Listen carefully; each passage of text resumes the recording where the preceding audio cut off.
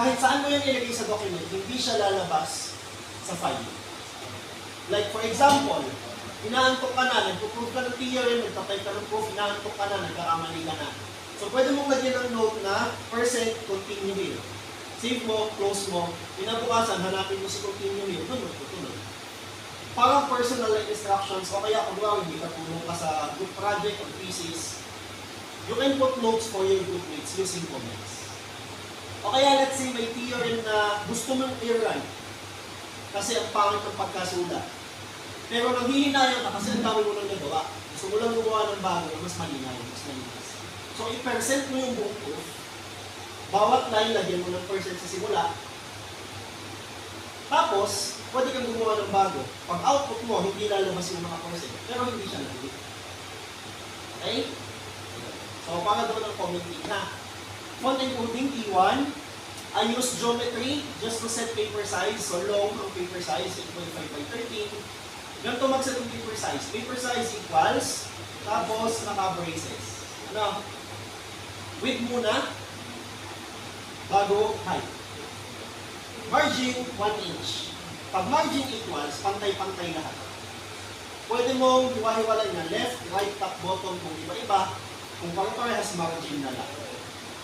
Use package graphic X. So, nilagay ko in case maglalagay ako ng pictures. Pero kung hindi ako maglalagay, tatanggalin ko later. Hyperref. As I said kanina, pag-click mo ng chapter 1, pag-click mo ng 1 ng chapter 1, magdalhin ka sa chapter 1. Tapos, IEEE run tools. This one is for mahabang solutions. Para pantay-pantay siya sa equal sign. Di ba ganun tayo magsulat ng equation? Ano sa solution? Pag mahaba na steps na sunod-sunod, yung equal sign pantay-pantay para organize. Next, use package last page. Ito ay hindi ko pa tapos, pero gagamitin siya sa ganito para malaman yung last page na why. Ano? Para mailagay niya page 5 of 17. Kung kunin yung 17, ilalagay ko sa fancy HDR.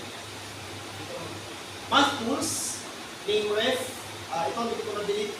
Pag naiwan mong ganyan, wala lang yan. You might as well delete this. Theorem tools and title sec. Title sec is for selecting alternative section titles. Kung di ako nagkakamali, ay pwede mong lagyan ng title yung section. Hindi siya basta section 1 lang, tapos text na. Section 1, title, tapos text. So medyo maraming napakaraming packages out there. If you want to explore, you can download packages from citan.org. Yung process ng pag-download at pag-download ng packages, hindi ko muna i-discuss today. Kasi kailangan ay mas maganda kung sa sariling device para while I discuss, nag-install na kayo. Ano? Kailangan pa niya ng WITTEC, kaya update pa, medyo madugo. Yeah. Next, title. So, i-render mo ito, para makikita yung video. So, backslash title, lecture notes, tapos, itong dalawang backslash, pang-enter yan sa text line. Ano? So, pag gusto mong pumindot ng enter sa keyboard, dun sa output, double backslash. Tapos, yung in, isa, ayun, double backslash ulit, tapos Math 411 complex analysis, tapos close lang. So, yun yung buong title. Lecture notes, yung Math 411 complex analysis. Author, bilagay mo pangalan ko, tapos enter, tapos enter CSPC, enter Philippines. Date, ayokong maglagay siya ng date. So, nilagyan ko ng backslash date, tapos walang laman. No, kasi pag nag-make title ka, maglalagay ng title, author, at date. Minsan, hindi ko alam kung kailan, pero pag hindi ka naglagay nitong blank date, maglalagay siya ng date today. Depende siguro sa version ng laptop.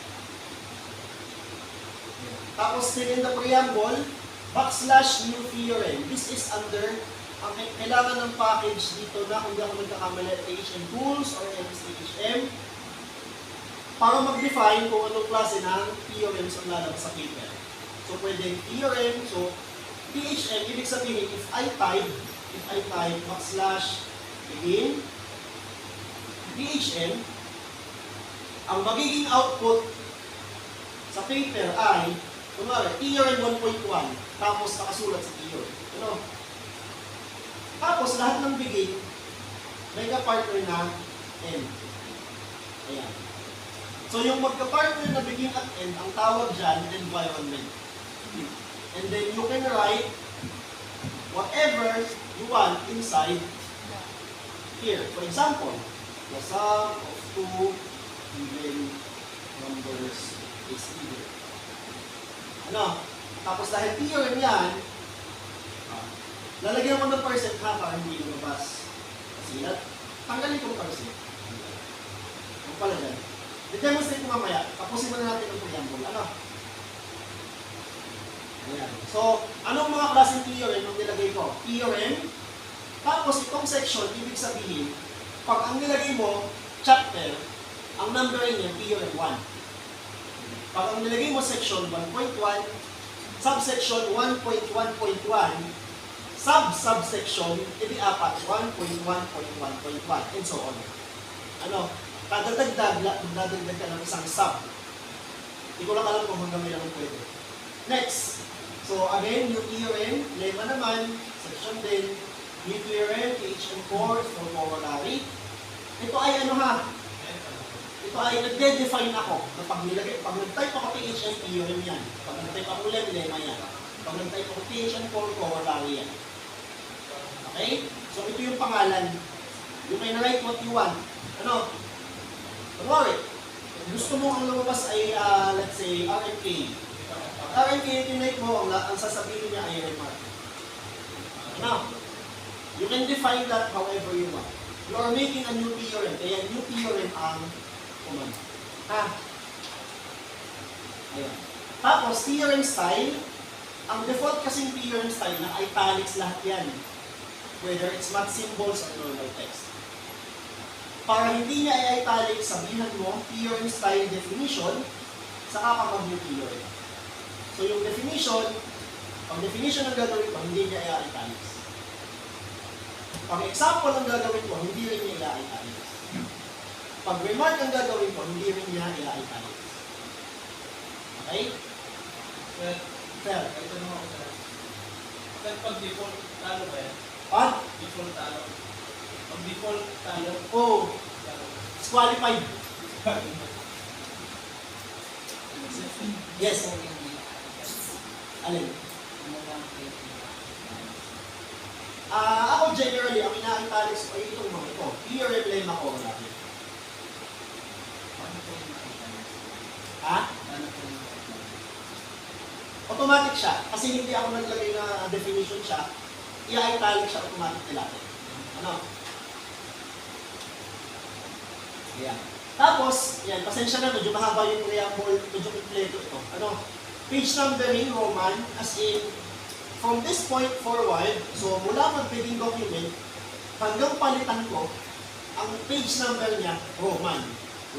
I, double I, triple I. Hindi Arabic na 1, 2, 3. Ano?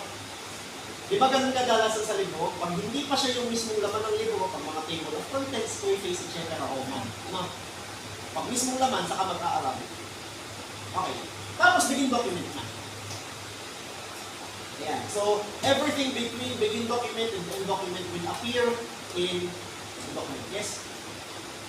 Nakakala ko na itamang sorry. Next.